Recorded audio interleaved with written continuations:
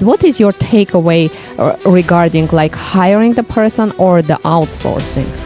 Well, one tip I'll share with you whenever I've hired someone, let's go there and then we'll get into the comparison of both. I can't recall a time when I hired someone without taking them out to a meal. Now you're saying, why would you do that? Breakfast, lunch, dinner, whatever. I can tell a lot about you and how you treat the wait staff. I can tell a lot how you treat the host or hostess. And if I don't hear a lot of pleases and thank yous and appreciate it, that sort of thing, that tells me how you're going to treat your coworkers too. Maybe even me as well. But so I'm really big believer in taking people out to a meal before you hire them. You can do all the background checks. You can do all the reference checks. You can do all that. Take them out to a meal. Watch how they treat other people. I've always tried to teach my son, who himself is a successful entrepreneur. We may be smarter than some people. There's a lot of people smarter than us too, but we're not better than anybody. And if I see somebody in an environment with a wait staff and they think they're better, like go get me this or not a thank you or a please, it tells me a lot about the human being itself. As far as when to hire someone versus, outsourcing, what I would tell you is, and I'm not the first to tell you this, but the world got turned upside down after COVID when it came to that question, because we all know at first we're never going back to the office. Then a lot of companies said RTO, return to office. People didn't want to do that. They relocated. So it's a real conundrum for many, many companies. The reality of it is certain industries, like, listen, I work with a healthcare provider.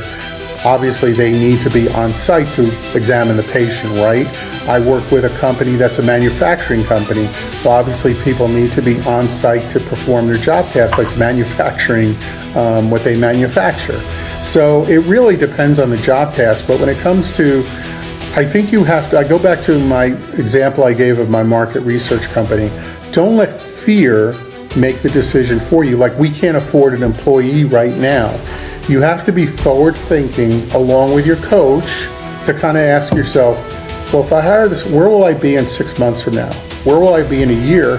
So if I bring on somebody that is a contractor and I train them, which is probably going to take me at least a month to get them properly trained, and they're virtual and they're not willing to join the team full-time, if you will, perhaps you've had that discussion, which you should have right from the get-go, then am I really wasting my money? Because now 3 months from now or 4 months from now, I'm going to have to recruit, hire, and train somebody, and that's going to take more time.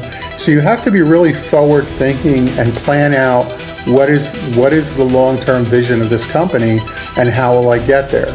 So hiring virtual is a good short-term solution, and it depends. If you're a solopreneur and that's what you want to always be, virtual is a great option. It really is. But if you're somebody that wants to grow your company and expand new markets, new products, then you have to think about hiring actual employees, whether they work in the office, remotely, or a hybrid.